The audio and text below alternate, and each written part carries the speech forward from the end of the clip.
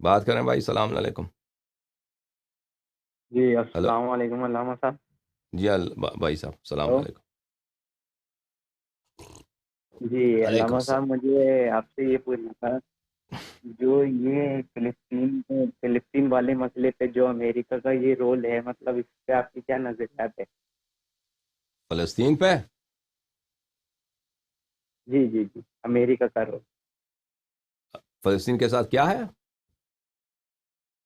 سمجھ نہیں آئی جو بات اب. فلسطین پہ جو مطلب امریکہ کا جو فلسطین پہ جو امریکہ کا رول ہے، اس پہ آپ کی ہوں. کیا نظریات؟ دیکھیں اس کا میرا نظریہ یہ ہے کہ فلسطین میں جو لوگ رہتے ہیں، جن لوگوں نے خود اپنا ملک پہ، اس کا تاریخ لوگوں کو نہیں معلوم نا. اصل میں یہ ہوا یہ تھا کہ وہاں پہ شروع میں یہودی تو شروع سے رہتے تھے، کچھ، سب نہیں، بہت کم. فلسطین کے علاقے میں، شام کے علاقے میں، جہاں بیت المقدس ہے، جیروسلم ہے، وہاں پہ رہتے تھے. لیکن یہ 19ویں صدی میں، یعنی 1850 کے بعد امریکہ میں تحریک چلی تھی کہ ہم نے یہودیوں کی مدد کرنی ہے. یہود کی مدد کرنی ہے، یعنی امریکی گورنمنٹ کے نہیں، امریکی عوام میں بعض جو مذہبی ہیں ان کے لوگوں نے، کہ یہ لوگ جو ہیں وہاں پہ بسیں، یہ ان کا آبائی علاقہ ہے، وہاں پہ یہ لوگ بسیں. تو ان کا ہیلپ کرنا شروع کیا تھا. اور یہود خود بھی کاروباری لوگ تھے، انہوں نے بھی بسنا شروع کر دیا وہاں پہ فلسطین میں. تو انہوں نے پیسوں کے ذریعے زمینیں خریدنے شروع کر دی فلسطین میں، یہودیوں نے. اور عیسائی بھی اس کے ہیلپ کرتے تھے. عیسائی یہودیوں کی ہیلپ اس لیے کرتے ہیں، جو مذہبی عیسائی ہیں، ایوانجیلیکل کرسچنز بولتے ہیں، وہ ان کا عقیدہ یہ ہے کہ مسیح کے آنے سے پہلے، حضرت عیسیٰ ابن مریم علیہ السلام کے دوبارہ آنے سے پہلے، ایک حکومت، یہودیوں کی حکومت اس سرزمین میں قائم ہونی چاہیے. ان کے یہ انجیل میں روایت ہے کہ حضرت عیسیٰ ابن مریم علیہ السلام کے آنے سے پہلے یہاں پہ اس کی شرط یہی ہے کہ فلسطین میں، اسرائیل میں، یہاں پہ یہودیوں کی حکومت ہو. ٹھیک ہے، وہ حکومت ہوگی تو وہ آئیں گے. پر جو لوگ یہودی جو عیسائی بن جائیں گے، حضرت عیسیٰ علیہ السلام کو مانیں گے، ان کو نجات ملے گی، باقی یہودیوں کو تباہ کر دیں گے. اور باقی جو لوگ حضرت عیسیٰ علیہ السلام کو مانیں گے تو وہ ان کی نجات ہوگی، اور جو نہیں مانیں گے ان کو تباہ ہو جائیں گے. ان کا عقیدہ یہ ہے. تو وہ بہرحال جو بھی عقیدہ ان کا، وہ یہاں پہ یہود کی حکومت چاہتے ہیں. کون؟ جو وہ سب امریکن نہیں ہے، سب عیسائی نہیں. عیسائیوں کا ایک خاص طبقہ ہے. جیسے مثلا پاکستان میں مختلف طبقات ہیں نا، جماعت عمریہ کے، دیوبندی ہیں، بریلوی ہیں، صوفی حضرات ہیں، تحریک لبیک ہے، پتہ نہیں کون کون سے ہیں. اسی طرح وہاں یہاں پہ بھی. تو ان لوگوں نے سپورٹ کرنا شروع کیا تھا اس زمانے سے. تو اس کا نتیجہ یہ ہوا کہ یورپ سے، امریکہ سے کافی سارے یہودی گئے وہاں پہ، فلسطین میں بسنا شروع کر دیا. انہوں نے زمینیں خریدنے شروع کر دی، باغات خریدے، زمین خریدے، گاؤں کے گاؤں خریدے انہوں نے وہاں پہ. تو اس طرح ان کی تعداد بہت بڑھ گئی. اور بعد میں ان کی تعداد جب بڑھ گئی تو انہوں نے بعض فلسطین جو اپنی زمین نہیں بیچتے تھے تو ان کو وہ دھمکی دے کر زبردستی ان سے زمین خریدتے تھے یا زمین پہ قبضہ کرتے تھے. تو اس زمانے میں پھر پہلے تو وہاں پہ سلطنت خلافت عثمانیہ کی حکومت تھی. پھر دوسری عالمی جنگ کے بعد وہ ان کو شکست ہو گئی ترکوں کو. تو وہاں پہ حکومت آ گئی، کس کی حکومت آ گئی؟ برٹش کی. برٹش کے زمانے میں تو برٹش نے ان کو مینڈیٹ دیا کہ یہاں پہ وہاں پہ حکومت ہوگی. اس کچھ علاقوں میں، فلسطین کے کچھ علاقوں میں یہودیوں کی حکومت ہوگی، یہودیوں کی کچھ حکومت ہوگی. تو اس زمانے سے یہ وہاں پہ اسرائیل کا قیام شروع ہو گیا. پر کچھ جنگیں ہو گئیں، ان جنگوں میں عربوں کو شکست ہو گئی. ہر جنگ میں فلسطینیوں عربوں کو شکست ہو گئی، تو اسرائیل کا علاقہ بڑھتا گیا. تو اس کا یہ ہے کہ فلسطینیوں نے خود اپنا آبائی جو مکان تھا ان کو بیچ دیا. کس کو؟ یہود کو بیچ دیا، یہود کو فروخت کر دیا. اور اس میں شک نہیں ہے کہ فلسطینیوں پہ ظلم تو ہوتا ہے، فلسطینیوں پہ ظلم ہوتا ہے. اور لیکن یہ ایک ایسا جھگڑا ہے اسرائیل اور فلسطین کا کہ اس میں شیعوں کا کوئی دخل نہیں ہے. کیونکہ مسجد الاقصی جو ہے، یہ کوئی مقدس مسجد نہیں ہے ہمارے نزدیک. اس مسجد کو بنی مروان نے بنایا تھا، عبد الملک ابن مروان نے بنایا تھا، اور اس میں لوگوں کا طواف کراتا تھا. کیونکہ مکے پہ عبداللہ ابن زبیر کا قبضہ تھا. تو عبداللہ ابن زبیر، لوگ حج کرنے جاتے تھے عبداللہ ابن زبیر کے پاس، تو وہ عبداللہ ابن زبیر کے مقابلے میں اس نے مسجد الاقصیٰ بنایا اور وہاں پہ لوگوں کو طواف کراتا تھا کہ یہاں پہ آپ کی حج ہو جائے. تو یہ مسجد جو ہے یہ کوئی مقدس مسجد نہیں ہے ہمارے مذہب میں، اور اس کی کوئی قداست نہیں، اور وہاں پہ شیعہ رہتے بھی نہیں ہیں فلسطین میں. اور یہ اس سے یعنی اگر اس سے زیادہ دیکھا جائے تو بقی جو ہمارے 4 امام ہیں قبور مخروب ہیں وہابیت کے ہاتھ میں. شیعہ اگر آپ نے توجہ وہاں پہ صرف کر دیں کہ یہ وہاں پہ مزار دوبارہ بنایا جائے اور وہاں پہ زائرین جائیں، زائرین کی عزت ہو، اور بقی کی شریف کی جو ہے تولیت وہ شیعوں کے ہاتھ میں ہو، اس پہ توجہ دیں تو یہ واقعاً ہمارا جھگڑا ہے.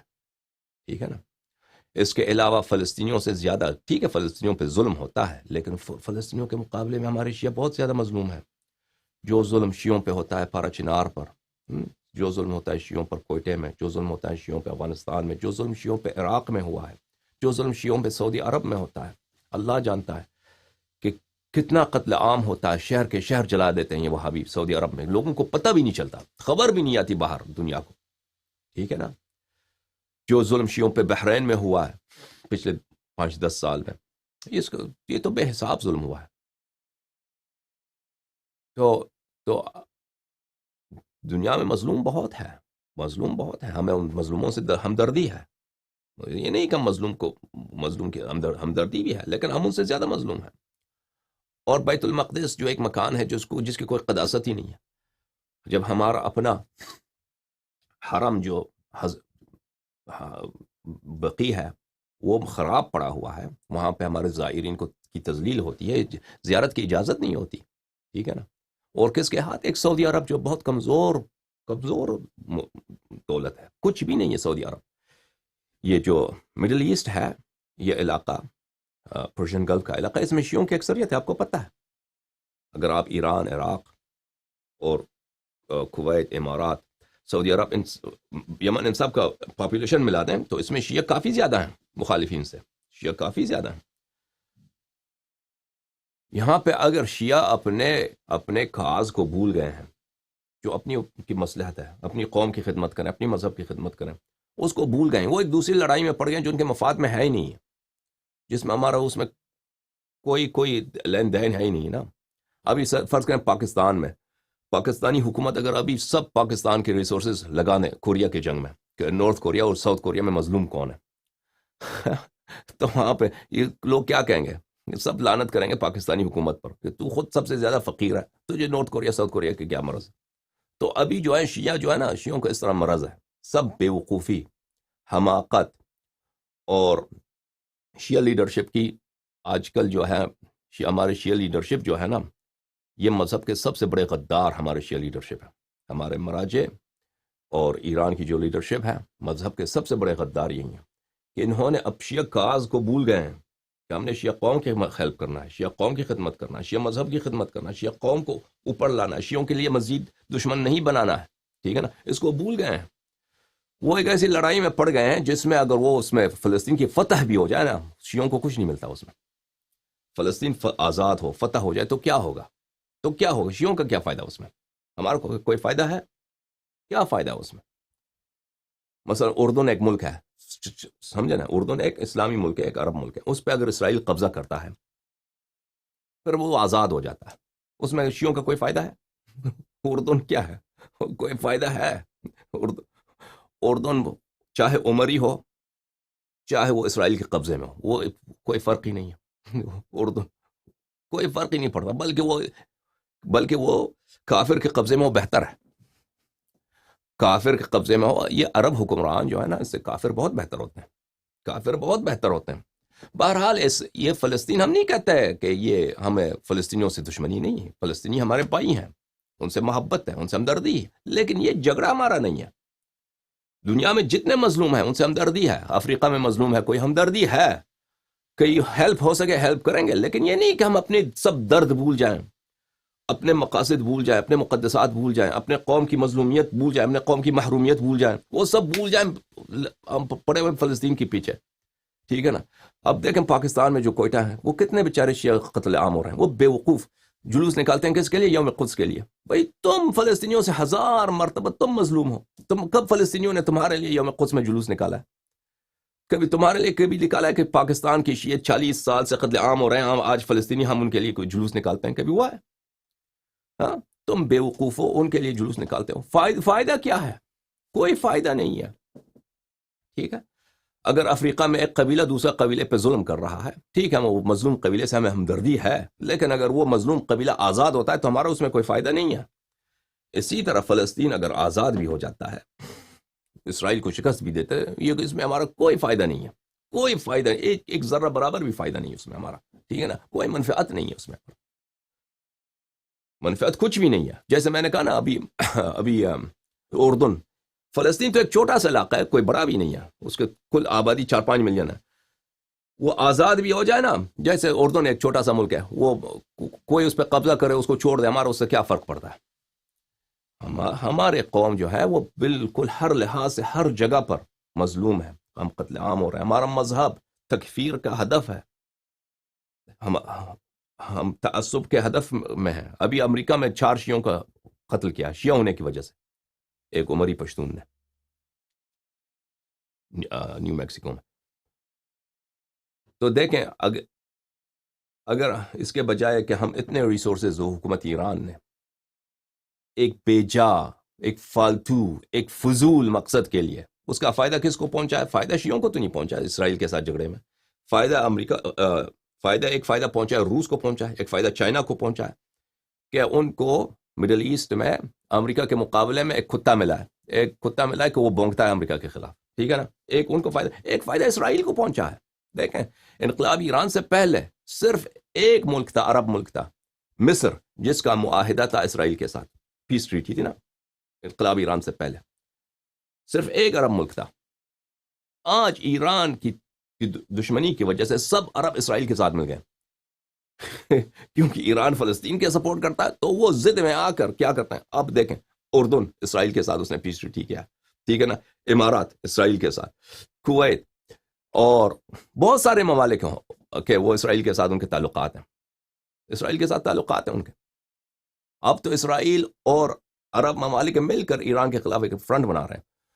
یہ جو اصل جھگڑا ہے عرب کا اور یہودیوں کا، عرب کا اور یہودیوں کا، اس میں ہمارا کوئی لین دین ہے ہی نہیں، نہ شیعہ مذہب کا وہاں پہ کوئی مقدسات ہیں اس سرزمین میں، نہ وہاں پہ شیعہ رہتے ہیں، ٹھیک ہے نا؟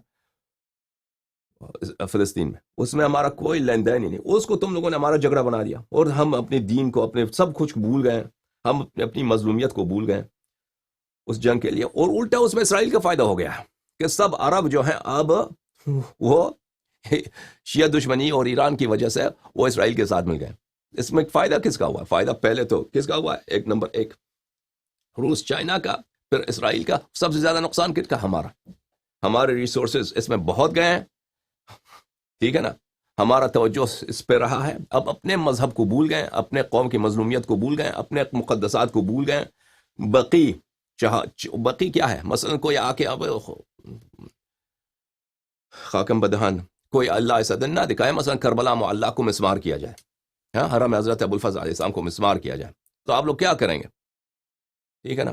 امیر المؤمنین علیہ السلام کے حرم کو مسمار کر دیا، فرض کریں کاظمین کو مسمار، 4 امام مثلا مسمار ہو گئے، ٹھیک ہے نا؟ وہ کتنا قیامت کا دن ہوگا، ٹھیک ہے نا؟ وہ تو ہو چکا ہے بھائی، باقی میں 4 امام علیہ السلام ہے، کوئی کسی کو پرواہ ہی نہیں ہے، کسی کو پرواہ ہی نہیں ہے۔ یہ سعودی عرب کی حکومت جو بہت کمزور، کچھ بھی نہیں ہے، کچھ بھی نہیں ہے۔ شیعہ بہت بڑے پاور، سب سے بڑا پاور مڈل ایسٹ میں شیعوں کی ہے، سب سے بڑا پاور، وہابیت سے زیادہ پاورفل ہے۔ اگر آپ پاپولیشن دیکھیں عراق کی، ایران کی، کویت کی، امارات کی، بحرین کی، قطر کی، سعودی عرب کی، عمان کی، یمن کی، اس میں شیعہ اکثریت ہے۔ تو سمجھ میں آ رہی نا بات آپ کو؟ اگر یہ شیعہ لیڈرشپ بیوقوف نہ ہوتی، احمق نہ ہوتی، اپنے مذہب کے غدار نہ ہوتے، تو اپنے مذہب کی خدمت کے لیے اگر لڑائی کی ضرورت ہی نہیں ہے، لڑائی کی صرف اگر یہ اپنے اہداف پہ توجہ دیتے نا، وہ دشمن خود بخود ڈر جاتا، دشمن خوف کے مارے خود بخود آپ سے اچھے تعلقات کے لیے کہتے ہیں بقی بناتے ہیں، بقی کی تولیت آپ کے حوالے۔ سمجھ میں آ رہی نا بات آپ کو؟ ہم نہیں کہتے کہ آپ سعودی عرب سے لڑیں، نہیں، لیکن اگر ہم اپنے مذہب کی خدمت کریں، کسی دوسرے سے دشمنی کی ضرورت بھی نہیں ہے، جنگ کی ضرورت بھی نہیں ہے، اور اپنی قوم کی مظلومیت کی آواز اٹھائیں، اپنی مذہب کی مظلومیت کی آواز اٹھائیں، تو بہت ساری باتیں ممکن ہیں. لیکن ہم نے اپنے آپ کو بھول گئے ہیں، بالکل ایک بے وقوفی کی حالت میں دوسروں کا جنگ لڑ رہے ہیں. بھائی اس میں کوئی ہمارا فائدہ ہی نہیں ہے.